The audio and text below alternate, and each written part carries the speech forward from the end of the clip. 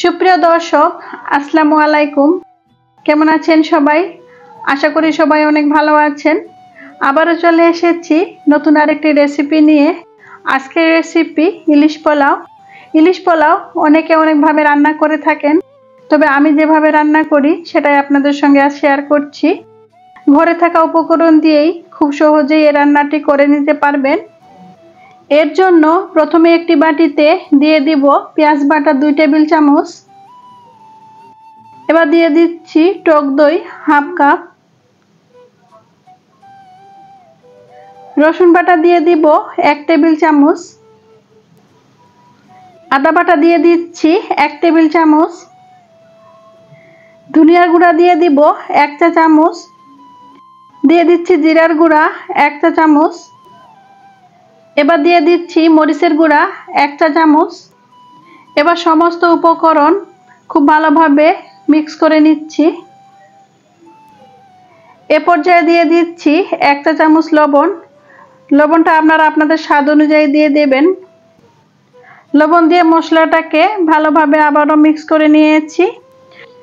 এখন ইলিশ মাছের টুকরোগুলো দিয়ে মশলার সঙ্গে খুব ভালোভাবে মাখিয়ে নিচ্ছি।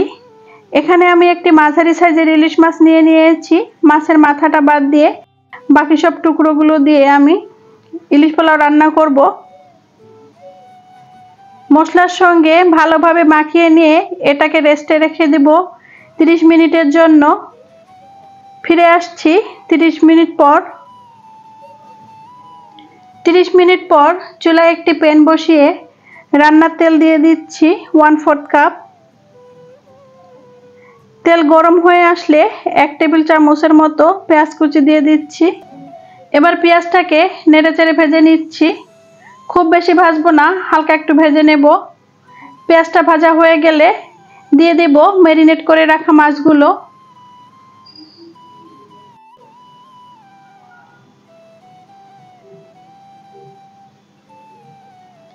সমস্ত মশলা সহ মাছগুলোকে দিয়ে দিচ্ছি। এ পর্যায়ে চুলার আঁচ কিন্তু মিডিয়াম থাকবে। চুলার আঁচ মিডিয়াম রেখেই রান্না করে নেব 8 থেকে 10 মিনিটের মতো। এরই মাঝে মাছগুলো উল্টে পাল্টে দিতে হবে।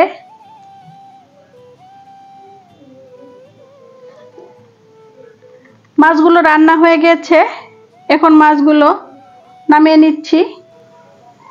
এখন অন্য একটি পাত্রে বেরেস্তার জন্য বেশ খানিকটা তেল গরম করে এর মধ্যে দিয়ে দিচ্ছি 1 কাপ পেঁয়াজ কুচি। পেঁয়াজ কুচি দিয়ে অনবরত নেড়েচেড়ে গোল্ডেন ব্রাউন কালার হওয়া পর্যন্ত ভেজে নিব। বেরেস্তাগুলো আমার ভাজা হয়ে গেছে, তুলে এক পাশে রেখে দিয়েছি। বেরেস্তা ভাজা তেল দিয়েই আমি রান্নাটা করে নেব। এখানে রান্নার তেল নিয়ে নিয়েছি 4 টেবিল চামচ। এবার দিয়ে দিব গোটা গরম মশলা। এখানে 2টি তেজপাতা, 3টি দারুচিনি, 6-7টি সবুজ এলাচ আর 7-8টি লবঙ্গ দিয়ে দিয়েছি। এখন মশলাটাকে তেলের সঙ্গে একটু ভেজে নিচ্ছি।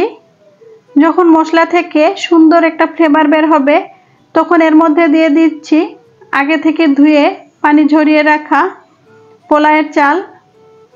এখানে আমি 4 কাপ পোলাওয়ের চাল নিয়ে নিয়েছি।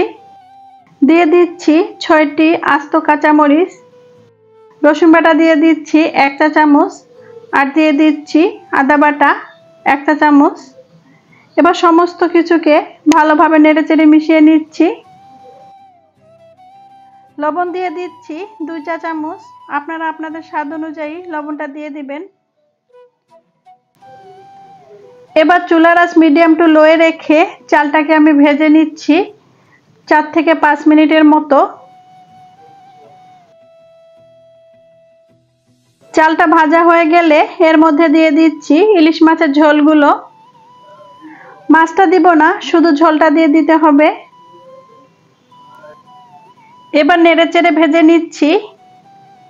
চালটা যখন সাদা সাদা হয়ে যাবে তখন বুঝবেন চালটা ভাজা হয়ে গেছে। চালটা আমার ভাজা হয়ে গেছে। এখন দিয়ে দিব ফুটন্ত গরম পানি। এখানে আমি 4 কাপ চালের জন্য 8 কাপ পানি দিয়ে দিচ্ছি। অর্থাৎ চালের দ্বিগুণ পানি দিয়ে দিতে হবে। পানি দিয়ে নেড়েচেড়ে মিশিয়ে নিয়ে ঢাকনা দিয়ে ঢেকে দিব। এবার চুলার আঁচ মিডিয়াম টু লোয়ে রেখে অপেক্ষা করব পানিটা টেনে আসা পর্যন্ত। এখনো যারা ভিডিওটিতে একটি লাইক দেননি তারা অবশ্যই একটি লাইক দিয়ে ভিডিওটি কন্টিনিউ করবেন এবং আমার চ্যানেলটি সাবস্ক্রাইব করে আমার পাশেই থাকবেন। আর যারা ফেসবুক থেকে দেখছেন তারা অবশ্যই আমার পেজটিকে ফলো করে দিবেন।